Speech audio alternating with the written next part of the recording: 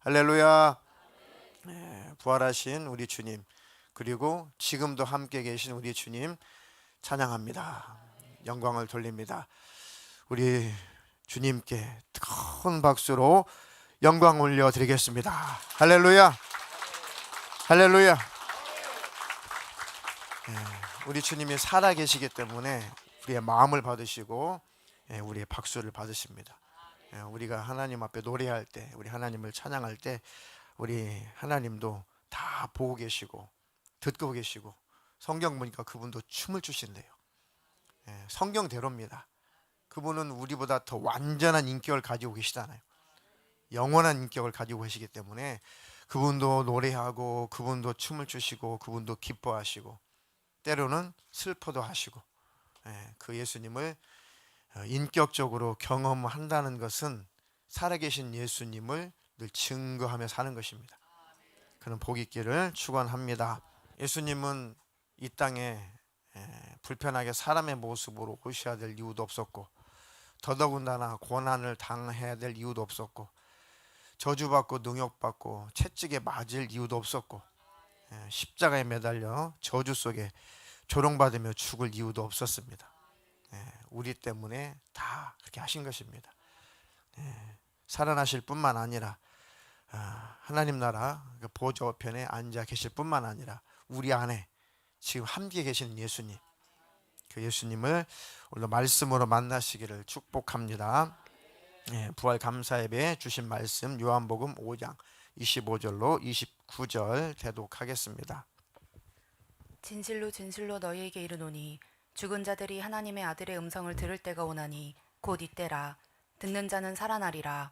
아버지께서 자기 속에 생명이 있음같이 아들에게도 생명을 주어 그 속에 있게 하셨고, 또 인자됨으로 말미암아 심판하는 권한을 주셨느니라.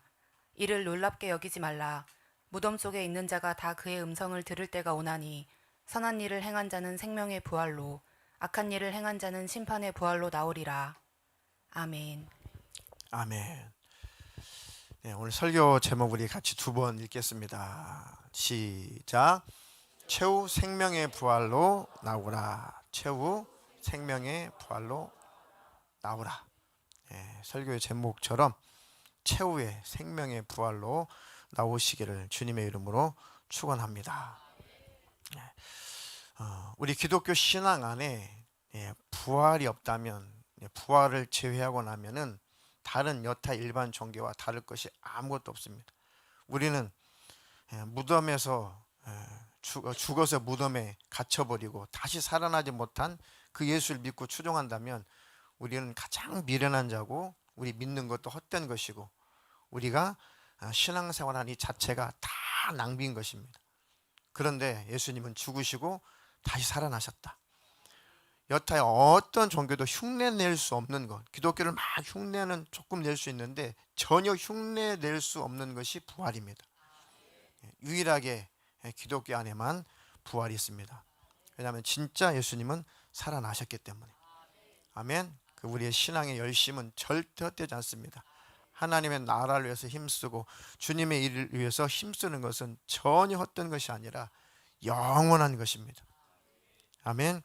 그 소망으로 날마다 행복 속에 사시기를 주님의 이름으로 축원합니다.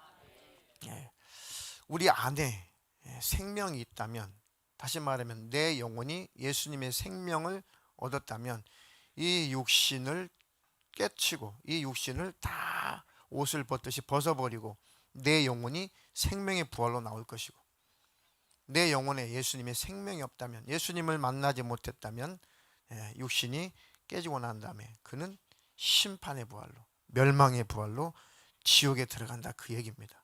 결론이 마치 시골에서 가만히 보면은 이 유정란이 있죠. 어미닭이 알을 막 이렇게 품습니다.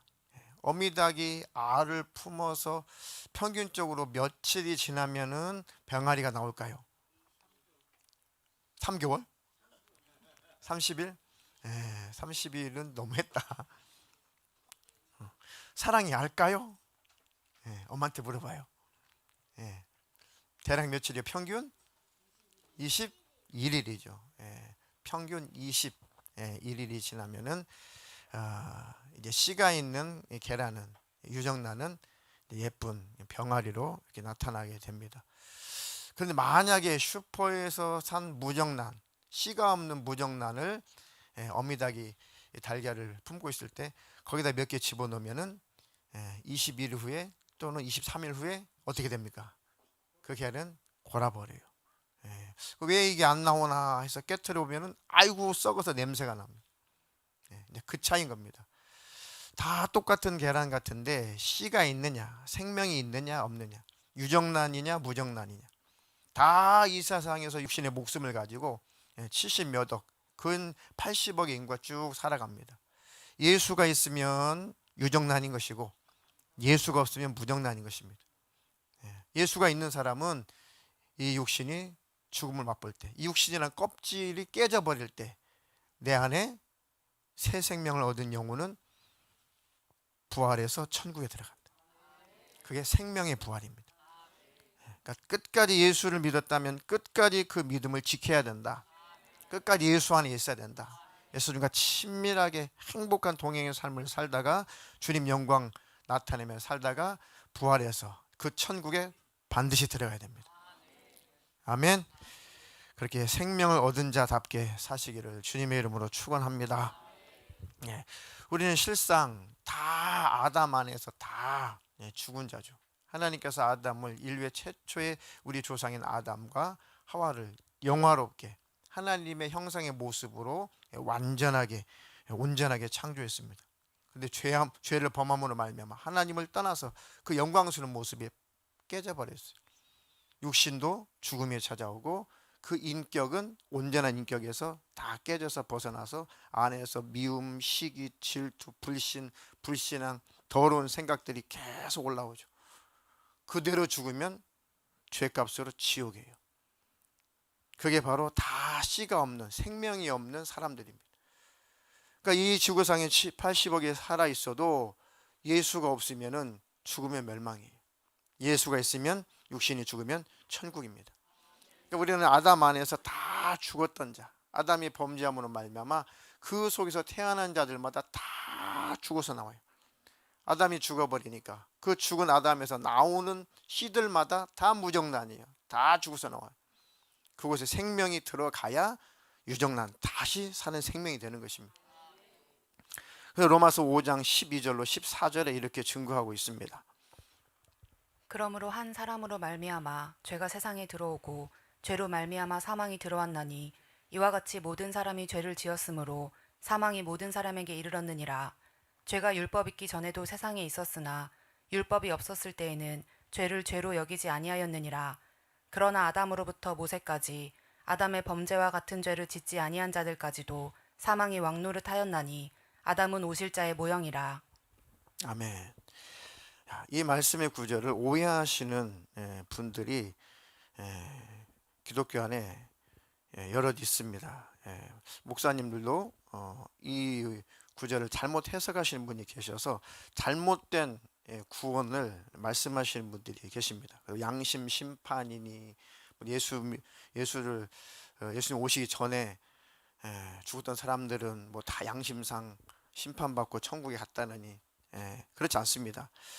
아담 안에서 아담 이후에 태어난 모든 사람들은 다 죽음을 가지고 태어나요. 다 죄를 가지고 태어나는 것입니다. 본문처럼 한 사람으로 말미암아 죄가 세상에 들어오고 죄로 말미암아 사망이 들어왔나니 이와 같이 모든 사람이 죄를 지었으므로 사망이 모든 사람에게 이르렀느니라. 그러니까 아담이 범죄함으로 말미암아 하나님과 관계가 깨졌어요. 다시 말하면 아담이 타락한 이후에 아담 이후에 태어난 모든 사람들은 타락한 모습으로 태어난다 그거예요. 그러니까 내버려둬도 시기하고 질투하고 내버려둬도 미워하고 내버려둬도 혈기내고 짜증내고 안 가르쳐도 죄가 있어서 죄가 나온다 그겁니다. 그러니까 뭐 몇 가지를 잘못해서 죄인이 아니라 죄인이기 때문에 죄가 나타나는 거예요. 그러니까 찔레나 이런 이 엉겅퀴나 이 아카시아 나무나 여기 새싹이 쭉 올라올 때부터, 조금 올라올 때부터 벌써 가시부터 같이 올라오잖아요. 가시 나무니까 가시가 나오는 거예요. 찔레 나무니까 가시가 돋아나는 것입니다. 그러니까 인류가 타락했기 때문에 죄가 나타나는 겁니다. 그러니까 이 죄의 옷을, 육신을 벗어버리고 새 몸을 입지 못한다면 천국에 들어갈 수가 없는 거예요. 그러니까 예수만 우리의 구원인 겁니다. 아멘. 그 구약의 사람들은 나를 죄에서 건져주실 그 여인의 후손, 이미 창세기에 하나님 약속하셨던 그 구세주, 그 여인의 후손, 죄에서 멸망해서 건져주실 그 여인의 후손이 오실 겁니다. 오실 줄로 믿습니다. 그 메시아가 내 죄를 나중에 와서 해결할 줄로 믿습니다 라고 그 약속을 받은 자들을 구약 백성이라고 하는 겁니다. 옛 약속. 그러니까 그들은 나중에 메시아가 와서, 구세주가 와서 우리의 죄를 다 해결할 줄로 믿습니다 라고 그 믿음 가지고 죽은 자들은 예수님이 십자가에서 피 흘려 죽으시고 부활하는 순간에 그들의 구원이 완성이 되는 겁니다. 그 믿음을 갖고 믿음을 갖지 않고 죽은 사람은 그냥 지옥에 들어가 있는 거예요. 예수님의 십자가와 아무 상관없고, 구약 사람들도 역시 예수님의 십자가의 피의 공로로 구원을 받은 겁니다. 아멘. 그 히브리서 1장에 그들은 미리 봤다고 그래요. 미리. 믿음의 눈으로 미리 메시아가 올 것을, 구세주가 올 것을 믿음의 눈으로 미리 봤다는 겁니다.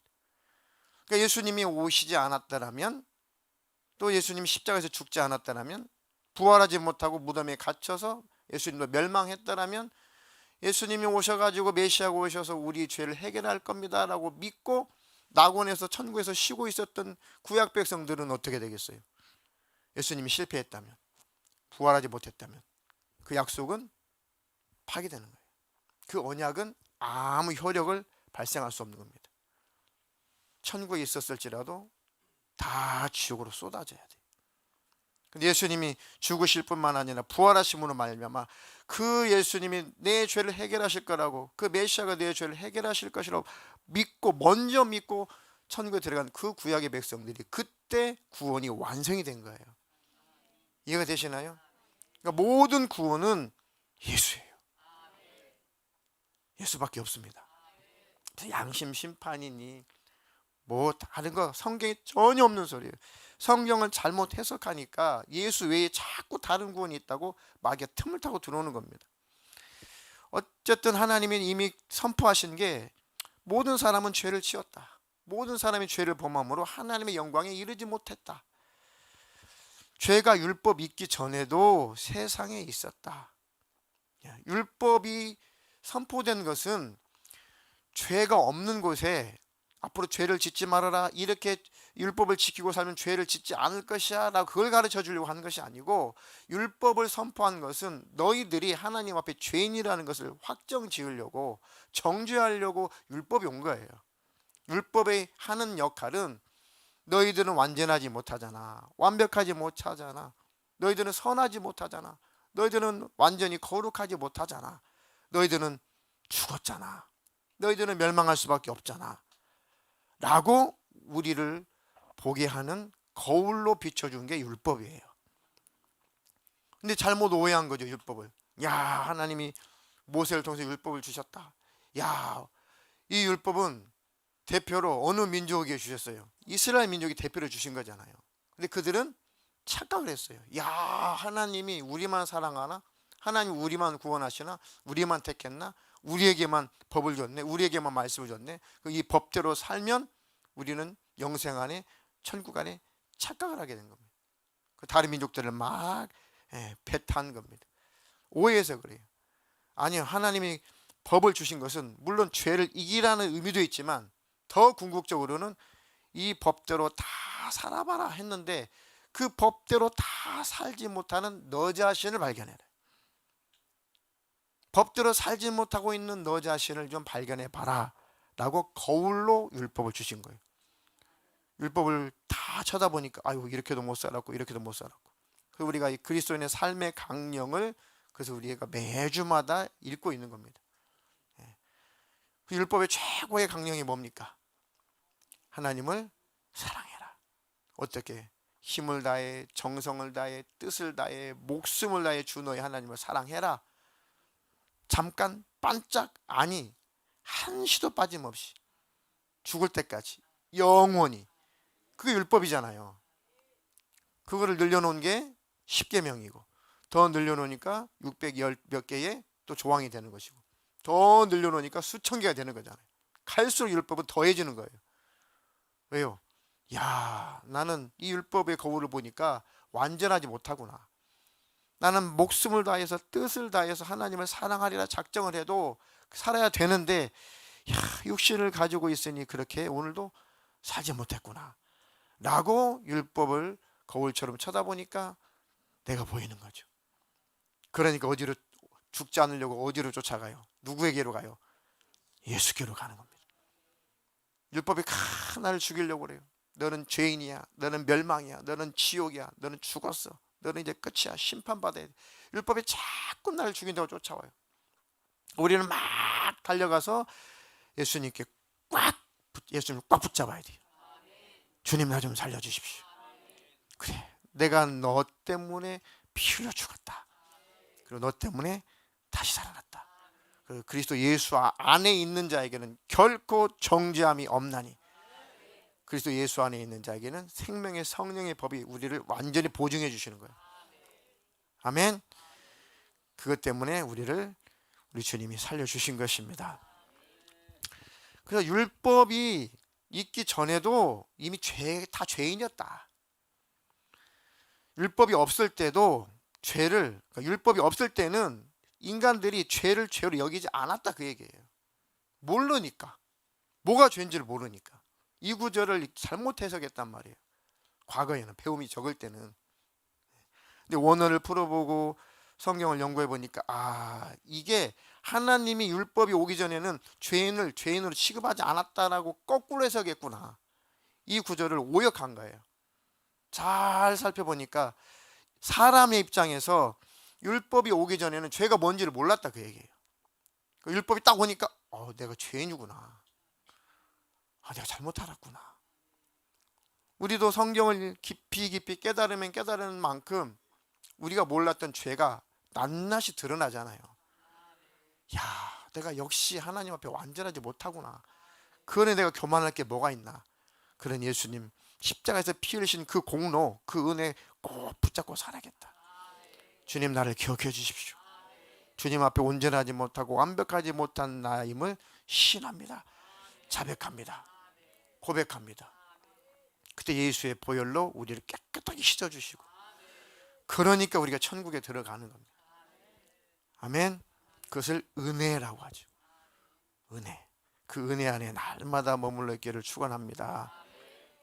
그러나 아담으로부터 모세까지 아담의 범죄와 같은 죄를 짓지 아니한 자들까지도, 아담이 선악과 따먹었는데 내가 무슨 죄인입니까? 라고 말하는 사람들에게 아담으로부터 율법이 선포된, 모세를 통해서 율법이 선포된 그때까지 아담의 범죄와 같은 죄를 짓지 않은 사람, 아담이 지은 죄를 짓지 않은 후대에 이르기까지, 그들에게까지 사망의 왕노릇 하였나니 아담은 오실 자의 모형이다. 이해가 되시죠? 성경이 딱 못을 박은 거예요. 아담이 선악과를 따먹었는데, 아니 우리가 선악과 따먹은 것도 아닌데 왜 그 대가를 내가 치러야 됩니까? 아니요. 그때 우리는 아담 안에 있었다, 그 얘기입니다. 다시 말하면 쉬운 얘기로 아담이 선악과를 따먹고 하나님을 배신하고 타락한 다음에 그 속에서 태어난 자들은 타락한 자로 나온다, 그 얘기예요. 완전한 자로 나오지 않고 타락한 자로 나온다. 그러니까 죄를 안 가르쳐도 스스로 죄를 짓잖아요. 아이들에게 죄를 안 가르쳐도 그냥 짜증 부리고 막 투정 부리고 악을 품어내잖아요. 그 죄의 육신을 가지고 있어서 그렇다. 그러니까 이 육신을, 죄 육신을 벗어버린 자들은 새 옷을 입고 천국에 들어가는 겁니다. 예수로 옷 입고 세마포를 입고 천국에 들어가는 거예요. 그러니까 새 몸을 입은 사람들은 새 몸에는 죄가 안 올라와요. 정욕이 안 올라와요. 하나님을 대적할 의향이 전혀 없는 몸을 입어요. 그러니까 천국에서 영생을 하는 겁니다. 그러니까 이 육신은 천국 못 가요. 육신이 반드시 깨져야 천국에 들어가는 거예요. 자, 이렇게 아담이 범죄한 그 죄를 짓지 않았지만 아담 위에 태어난 모든 사람들은 다 사망이 지배했다. 왜요? 태어난 것들마다 다 멸망의 자녀가 태어났으니까. 근데 마지막 아담으로, 둘째 아담으로 예수님이 오셨다, 그 얘기예요. 고린도전서 15장 20절로 22절. 그러나 이제 그리스도께서 죽은 자 가운데서 다시 살아나사 잠자는 자들의 첫 열매가 되셨도다. 사망이 한 사람으로 말미암았으니 죽은 자의 부활도 한 사람으로 말미암는도다. 아담 안에서 모든 사람이 죽은 것 같이 그리스도 안에서 모든 사람이 삶을 얻으리라. 아멘. 사망이 한 사람으로, 아담으로 말미암아 들어왔다. 죽은 자의 부활도 한 사람으로, 누구요? 둘째 아담 예수 그리스도로 말미암아 이루어진다. 그러니까 아담 안에서 모든 사람이 다 죽은 것 같이, 아담에서 태어난 모든 사람이 죽은 자로 태어난 것 같이, 같은 의미죠. 예수 그리스도, 그리스도 안에 있는 모든 사람은 삶을 얻으리라. 그게 로마서에는 접붙여졌다.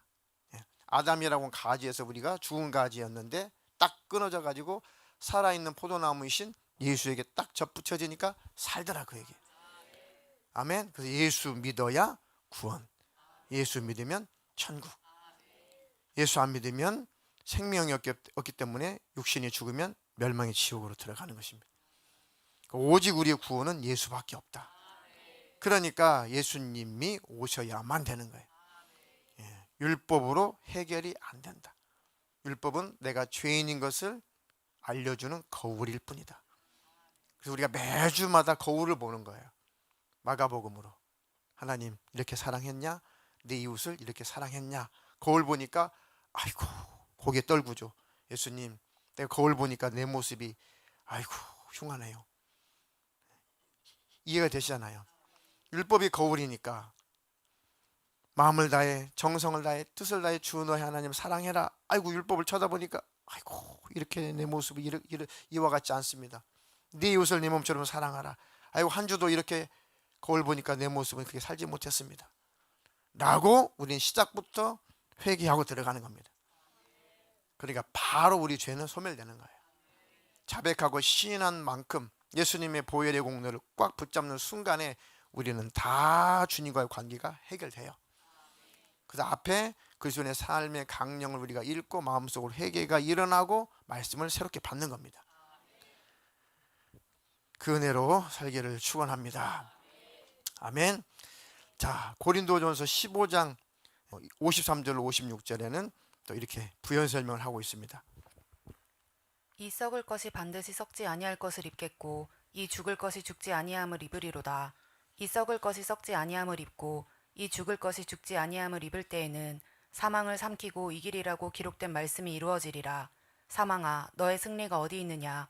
사망아 내가 쏘는 것이 어디 있느냐? 사망이 쏘는 것은 죄요 죄의 권능은 율법이라. 아멘.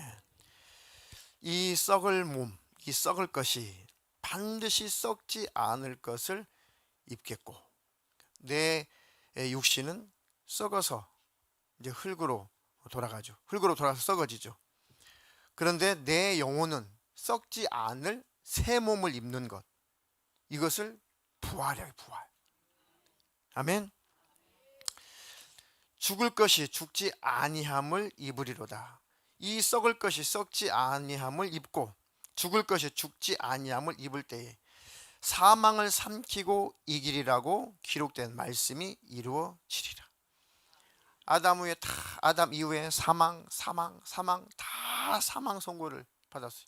그러니까 사망이 우리를 계속 지배하고 사망이 계속 우리를 겁줬어요.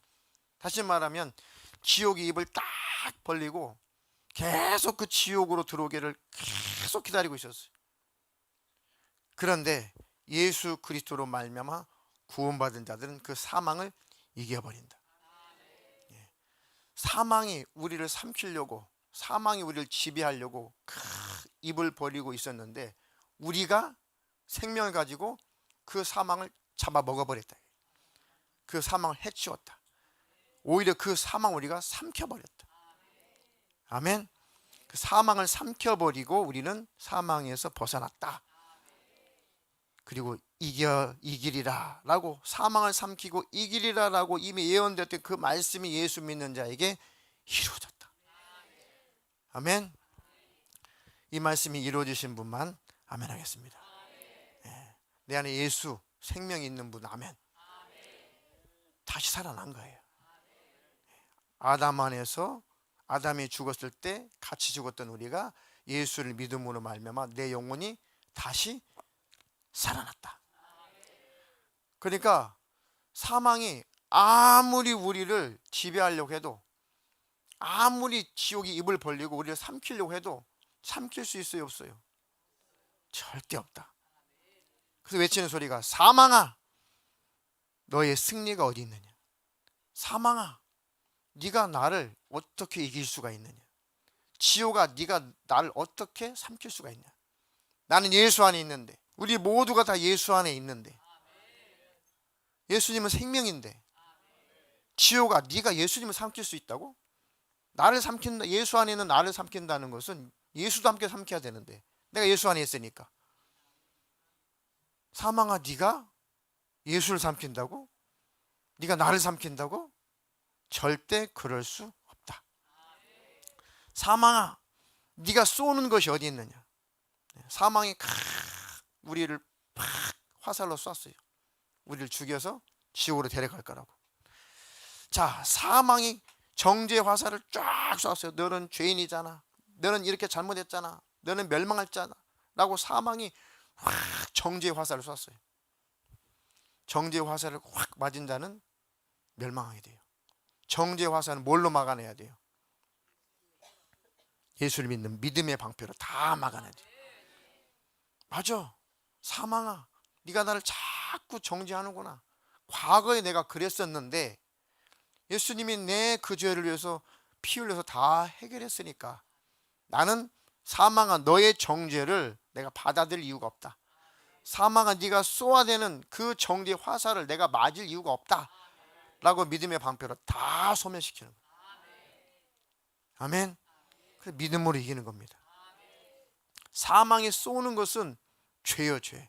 너는 이런 죄를 범했잖아, 이런 죄를 범했잖아 라고 사망이 계속 죄의 정죄 화살을 쏘아댄단 말이에요. 왜요? 그 죄의 권능은 율법이니까. 너 이렇게 살지 못했잖아, 너 이것도 안 했잖아, 너 하나님을 이렇게 사랑하지 못했잖아, 네 이웃을 이렇게 사랑하지 못했잖아. 맞아, 내가 하나님을 그렇게 사랑하지 못했구나. 맞아, 내가 네 이웃을 그렇게 사랑하지 못했구나. 그것으로 후회하고 끝나면 지옥이에요. 그런데 맞아, 내가 과거에 그렇게 사는 거 맞아. 그런데 예수님이 이런 나를 사랑하셔서 예수님이 나를 구원하셨다. 이런 나를 사랑하셔서 내가 자백하고 고백할 때 내 죄를 예수님이 그 피로 지금도 오늘도 다 씻어버렸다.